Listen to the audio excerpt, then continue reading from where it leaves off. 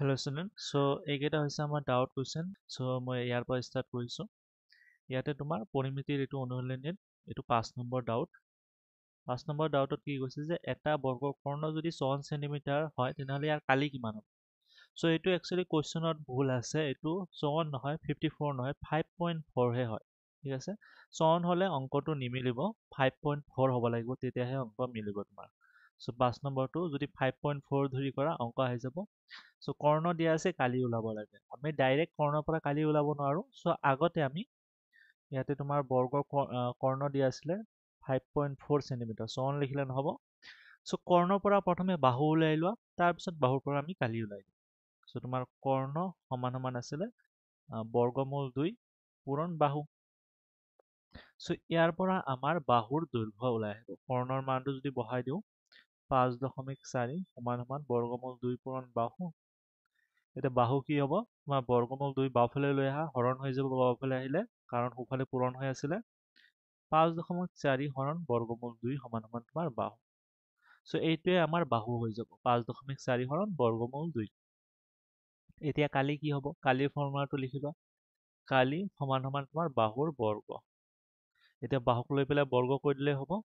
5.4 হৰণ বৰ্গমূল 2, এই গোটেইখিনিৰ ওপৰত বৰ্গ বহিব। ঠিক আছে, এতিয়া বৰ্গ তুমি ভগাই দিব পাৰা, ওপৰতো তলতো বৰ্গ কৰি দিব পাৰা। ওপৰত তোমাৰ 5.4 এইটো বৰ্গ হৈ যাব, তলত তোমাৰ বৰ্গমূল 2 বৰ্গ হৈ যাব। এতিয়া 5.4 ইয়াৰ বৰ্গ কি হ'ব? 54 লৈকে আমি বৰ্গ মুখস্থ নকৰোঁ। ঠিক আছে, সাধাৰণতে 20 বা 30 লৈকে কৰা যায়। চ' এইটো পূৰণ কৰি ওলাই লোৱা 5.4 5.4। চ' এইটো তোমাৰ 4 16, 6 হাতত 1, 20 একে 21, এইটো তোমাৰ 20 শূন্য হাতত 2, 25 2 27। চ' এইটো তোমাৰ 6 1 9 2। এতিয়া যিহেতু দশমিক দুঘৰ আছে, ওপৰত এক ঘৰ তলত এক ঘৰ, তেনেহ'লে টোটেল 2 ঘৰ বাওঁফালে দশমিক বহিব। চ' তোমাৰ 29.16। চ' তোমাৰ 29.16 নহয় 16। চ' 29.16 ইয়াক কিহেৰে হৰণ কৰিব লাগিব? 2ৰ বৰ্গমূলৰ বৰ্গ। চ' বৰ্গমূল 2ৰ বৰ্গ 2 হৈ যায়। ঠিক আছে, চ' আল্টিমেটলি এইটো হৰণ কৰিলে তোমাৰ কিমান আহি যাব? 2ৰ মাজত এবাৰ, 9ৰ মাজত 4 বাৰ, তাৰপিছত দশমিক তোমাৰ এইটো 11ৰ মাজত 5 আৰু 16ৰ মাজত 8। চ' টোটেল 14.58 বাৰ যাব হৰণ। চ' অপশ্যন কেইটা চোৱা, অপশ্যন তোমাৰ 2ত আছে 14.58 বৰ্গ চেণ্টিমিটাৰ। চ' এইটোৱে এনচাৰ হৈ যাব। নেক্সট 7 নম্বৰটো চোৱা। 7 নম্বৰত কি কৈছে? এটা ত্ৰিভুজৰ ভূমি দিয়া আছে আৰু অনুৰূপ উন্নতি দিয়া আছে, তেনেহ'লে ইয়াৰ কালি কি হ'ব? চ' তোমাৰ এইটো ত্ৰিভুজ সমকোণী ত্ৰিভুজে দিয়ে তোমালোকক সাধাৰণতে। ভূমি 15 চেণ্টিমিটাৰ আৰু তোমাৰ অনুৰূপ উন্নতি মানে এইটো উচ্চতাৰ কথাই কৈ আছে 16 চেণ্টিমিটাৰ। তেনেহ'লে তোমাৰ উচ্চতা আৰু ভূমি আছে যদি তোমাৰ কালি ওলাই যাব। ত্ৰিভুজৰ কালি সমান সমান হৈছে হাফ পূৰণ ভূমি পূৰণ উচ্চতা। চ' তোমাৰ ভূমি 15, উচ্চতা 16। এককৰ টেনশ্যন ল'ব নালাগে, কাৰণ একক চব জেগাত ছেম আছে। চেণ্টিমিটাৰ চেণ্টিমিটাৰ, বৰ্গ চেণ্টিমিটাৰ চব চেণ্টিমিটাৰতে আছে, তেনেহ'লে এককৰ ইমান চিন্তা কৰিব নালাগে। চ' এই দুটা পূৰণ কৰিলে কি হ'ব? 2ৰে 16ৰ মাজত তোমাৰ 8 বাৰ গুচি যাব। ঠিক আছে, আৰু তোমাৰ এইটো 120 হৈ যাব। 15 আৰু তোমাৰ 80 পূৰণ কৰিলে এইটো তোমাৰ 120 হ'ব। ঠিক আছে, 120। তেনেহ'লে এইটো বৰ্গ চেণ্টিমিটাৰ তোমাৰ 120 বৰ্গ চেণ্টিমিটাৰ উত্তৰ আহি গ'ল। অপশ্যন কেইটা চোৱা। অপশ্যন তোমাৰ 4ত দিয়া আছে 120 বৰ্গ চেণ্টিমিটাৰ। তাৰপিছত 8 নম্বৰটো চোৱা। 8 নম্বৰত কি কৈছে যে এটা বৃত্তৰ পৰিসীমা যদি 44 মিটাৰ হয়, তেনেহ'লে ইয়াৰ ব্যাস কি হ'ব? ঠিক আছে, পৰিসীমা 44 মিটাৰ। চ' পৰিসীমাৰ সূত্ৰ লিখা বৃত্তৰ টুৱাইচ পাই আৰ, 2 পাই আৰ। আৰে ইয়াক ব্যাসাৰ্ধ বুজায়। ঠিক আছে, আমি ব্যাসাৰ্ধ পাই গ'লে আমাৰ ব্যাসো ওলাই যায়। ব্যাসাৰ্ধক দুগুণ কৰি দিলে ব্যাস আহি যায় আমাৰ, যিয়ে নহওক। চ' এইটো সমান সমান তোমাৰ কিমান কৈছে? 44। ঠিক আছে, চ' ইয়াৰ পৰা তুমি ডাইৰেক্টো ব্যাস ওলাব পাৰিবা যদি খালি পাইটো সোঁফালে লৈ যোৱা, বাকী টুৱাইচ আৰ যদি ৰাখি দিয়া ডাইৰেক্ট ব্যাস আহি যাব। কাৰণ পাইৰ তোমাৰ আৰৰ দুগুণ, তোমাৰ ব্যাসাৰ্ধৰ দুগুণ এফালে পায়ে আছা। চ' ইয়াতে আগতে পাইৰ মানটো বহাই লোৱা। এইটোতো আমাৰ ইকুৱেশ্যন আহি গ'ল, এইটো টুৱাইচ পাই আৰ সমান সমান তোমাৰ 44 মিটাৰ হৈ যাব। ঠিক আছে, চ' এইটো আমাৰ সূত্ৰ পৰিধিৰ। এতিয়া পৰিসীমাৰ, এতিয়া তুমি পাইৰ মান বহাই দিয়া। 2 পূৰণ পাইৰ মান তোমাৰ 22 হৰণ 7। পূৰণ r, r তোমাৰ ব্যাসাৰ্ধ বুজাই আছে, r সমান সমান 44। এতিয়া তুমি 22 হৰণ 7টো সোঁফালে লৈ যোৱা। 22 হৰণ 7 সোঁফালে লৈ গ'লে কি হ'ব? বাওঁফালে যদি পূৰণ হৈ আছে গোটেইখিনি, সোঁফালে গ'লে হৰণ হ'ব। তেনেহ'লে তোমাৰ 2 পূৰণ r ইফালে ৰৈ গ'ল, সোঁফালে তোমাৰ 44 হৰণ হৈ যাব 7/22। ঠিক আছে? বা তুমি এটা এটাকেও ল'ব পাৰিবা, যে 22 সোঁফালে লৈ গ'লো হৰণ হৈ গ'ল, 7 সোঁফালে লৈ গ'লো পূৰণ হৈ গ'ল, সেনেকেও কৰিব পাৰিবা। মই ডাইৰেক্ট ভগ্নাংশটোৱে সোঁফালে লৈ গৈছোঁ।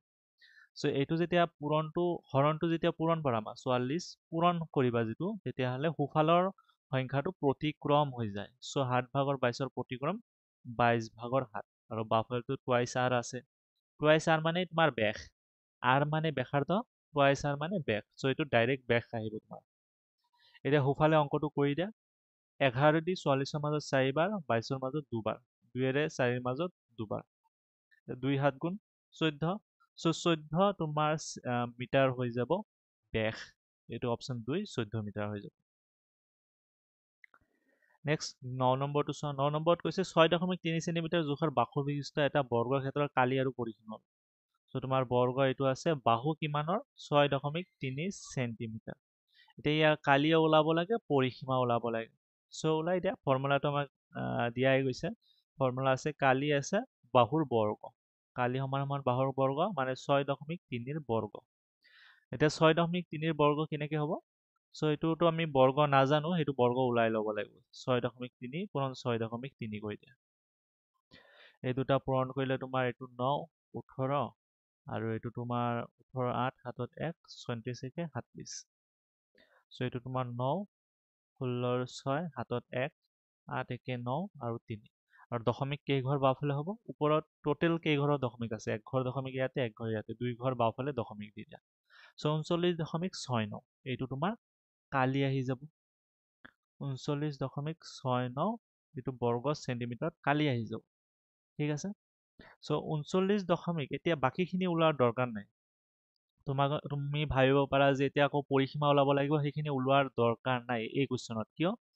তুমি চোৱা, কালি 39.69 থকা মাত্ৰ এটাই অপশ্যন আছে, সেইটো হৈছে অপশ্যন 1। এইটোৰ বাহিৰে কোনো এটা অপশ্যনতো কালি 39.69 নাই। তেনেহ'লে বাকী কোনো এটা অপশ্যনো হ'ব নোৱাৰে, এইটোতো কালি হিচাপে থাকিবই লাগিব। চ' যিহেতু খালি অপশ্যন 1তে আছে, অপশ্যন 1 তোমাৰ এনচাৰ হ'বই লাগিব। চ' অংক তোমাৰ শেষ। এতিয়া এক্সট্ৰাকে আৰু পৰিসীমা ওলোৱাৰ দৰকাৰ নহ'ল। নেক্সট তোমাৰ বৰ্গক্ষেত্ৰৰ তোমাৰ জোখ 6 চেণ্টিমিটাৰ, ইয়াৰ কালি হ'ব। চ' ইয়াত তোমাৰ এটা আয়তক্ষেত্ৰৰ দিশ দিয়া আছে 200 চেণ্টিমিটাৰ, আৰু কালি 10 বৰ্গ মিটাৰ হ'লে ইয়াৰ প্ৰস্থ কিমান? ঠিক আছে? চ' এইটোও পৰিসীমা, এইটোও কৰি লৈছোঁ। চ' তোমাৰ 2 নম্বৰত দিছিলে যে এটা আয়তক্ষেত্ৰৰ দিশ দিয়া আছে 200 চেণ্টিমিটাৰ, এনেকুৱা আয়তক্ষেত্ৰ। ইয়াৰ লম্ব তোমাৰ দীঘল বাহুডালৰ তোমাৰ দৈৰ্ঘ্য দিয়া আছে 200 চেণ্টিমিটাৰ। আৰু তোমাৰ কালি দিয়া আছে 10 বৰ্গ মিটাৰ। তেনেহ'লে ইয়াৰ প্ৰস্থ কিমান হ'ব? প্ৰস্থ মিটাৰত খুজিছে চোৱা। তেনেহ'লে তুমি লম্ব যিটো আছিলে সেইটোও তুমি ইয়াত লৈ যোৱা। লম্বটোও তুমি দিশ 200 বুলি কৈছে, যিয়ে নহওক। চ' তুমি এইটোক মিটাৰলৈ লৈ যোৱা। 200 চেণ্টিমিটাৰ মিটাৰলৈ লৈ গ'লে কি হ'ব? 200 চেণ্টিমিটাৰক মিটাৰলৈ লৈ যাব হ'লে 100ৰে হৰণ হ'ব। চ' তোমাৰ 200 হৰণ 100, এইটো লগালে মিটাৰত গুচি যাব। চ' এইটো তোমাৰ শূন্য দুটা কটা যায়, 2 মিটাৰে থাকিব। চ' 2 মিটাৰ তুমি দিশ পালা।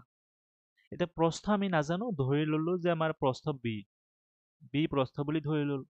এতিয়া আকৌ কালি দিয়া আছে 10 বৰ্গ মিটাৰ। তেনেহ'লে তুমি কি কৰা? কালিৰ ফৰ্মুলাত বহাই দিয়া। তোমাৰ কালি কি আছিলে আয়তত? কালি সমান সমান দিশ পূৰণ প্ৰস্থ। এতিয়া কালি দিয়া আছে 10, এতিয়া আৰু একক লিখা দৰকাৰ নাই, চব একে যিহেতু হৈ গ'ল।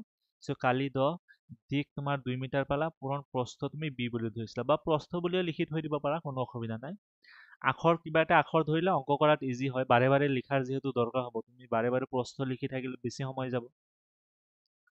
চ' এতিয়া বিৰ মান কি হ'ব? তুমি 2 বাওঁফালে লৈ আহা, বাওঁফালে আনিলে হৰণ হৈ যাব, কাৰণ 2 সোঁফালে পূৰণ হৈ আছে। চ' 10 হৰণ 2 সমান সমান বি। ঠিক আছে? চ' এইটো হৰণ হ'লে তোমাৰ 5 আহিব, মিটাৰত আহিব, কাৰণ আমি চব একক মিটাৰ কৰি লৈছোঁ। চ' 5 মিটাৰ তোমাৰ প্ৰস্থ হৈ যাব। এই প্ৰস্থ তোমাৰ বিৰ ঠাইত ইয়াতে 5 মিটাৰ বহাই দিম।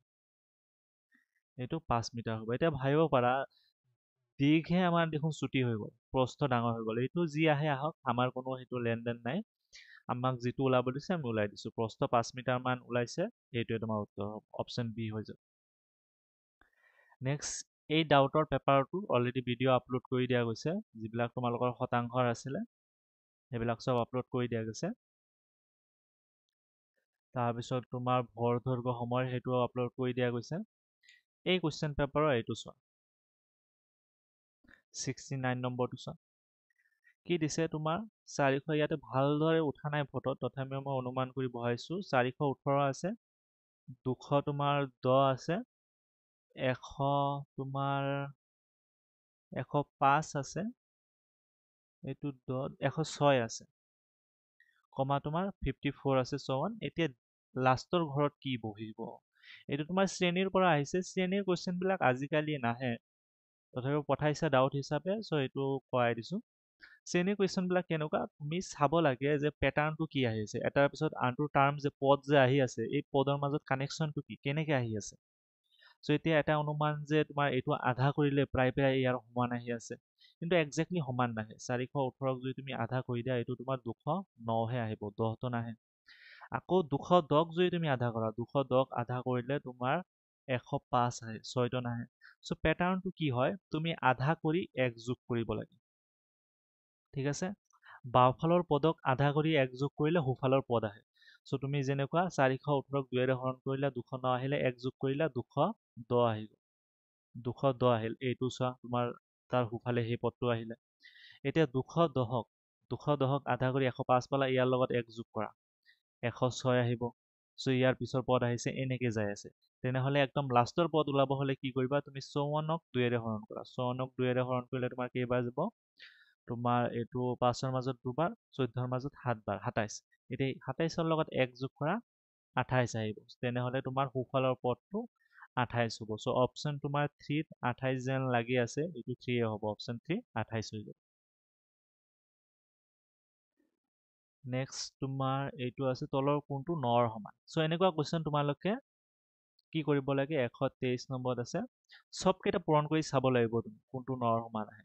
চ' যদি এইখিনিত তোমালোকে অনুমান লগাব পাৰা কোনটো আহিব লাগে 9ৰ সমান, তেনেহ'লে তোমাৰ অনুমানে ফাইদা কি দিব, যে তুমি এইকেইটা চাই চাই অনুমান কৰিলা যে এইটো হ'ব লাগে, তেনেহ'লে লগে লগে এইটো পূৰণ কৰি চালা, যদি 9 আহি গ'ল তোমাৰ সময় বাচিল, তুমি চবকেইটা কৰি চোৱাৰ দৰকাৰ নহ'ল।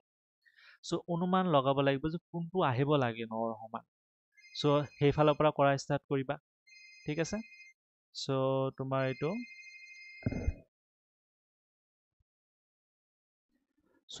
এইটো অনুমান কৰি চাব লাগিব কোনটো আহিব লাগে, সেইফালৰ পৰা ষ্টাৰ্ট কৰিবা। একফালৰ পৰা ষ্টাৰ্ট কৰিলে মানে একদম লাষ্টত যদি উত্তৰ থাকে চবকেইটা কৰা হৈ গ'ল, সময় বেছিকে গুচি গ'ল। চ' সেইকাৰণে আমি কি কৰোঁ, অনুমান লগাওঁ যে এইটো ঘ নম্বৰটো লাগি আছে যে 9ৰ ওচৰত আহিব লাগে, ঠিক আছে। ত' তুমি ঘ নম্বৰটোৱে কৰি চোৱা প্ৰথম। ত' তোমাৰ 15 পূৰণ 0.6, এইটো পূৰণ কৰিলে কি হ'ব, মই পাতি লৈছোঁ। চ' এইটো তোমাৰ তলত যদি লিখোঁ 0.6, এইটো পূৰণ কৰিলে 5 6 গুণ 30, 0 হাতত 3, 6 1 গুণে 6, 3 তোমাৰ 9। এতিয়া দশমিক একঘৰ বাওঁফালে হ'ব, কাৰণ একঘৰ দশমিকৰ আছে, ইয়াতে দশমিক ধৰিব। চ' এইটোৱে তোমাৰ 9 হৈ গ'ল, 9ৰ সমান আহে। চ' তোমাৰ অপশ্যন ঘটোৱে হ'ব, ঠিক আছে। চ' যদি এটা দুটা মিছ হয় কথা নাই, তুমি খ বুলি ভাবিছিলা কৰি চালা, 9 নাহিলে, তাৰ পিছৰটো চাবা, এনেকে চাই আহিবা। আৰু শেষত ইয়াতে এটা হৰণ চিন এনেকে দি থৈছে, সেইটো একোৱে নাই। তাৰপিছত তোমাৰ 126 নম্বৰটো চোৱা।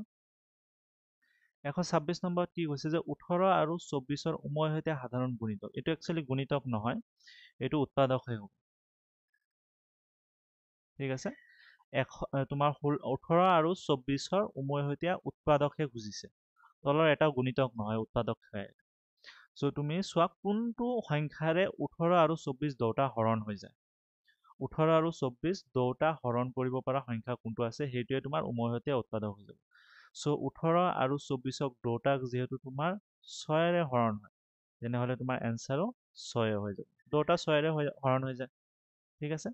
18 আৰু তোমাৰ 24, চ' এইটো অপশ্যন ঘ 6 হৈ যাব।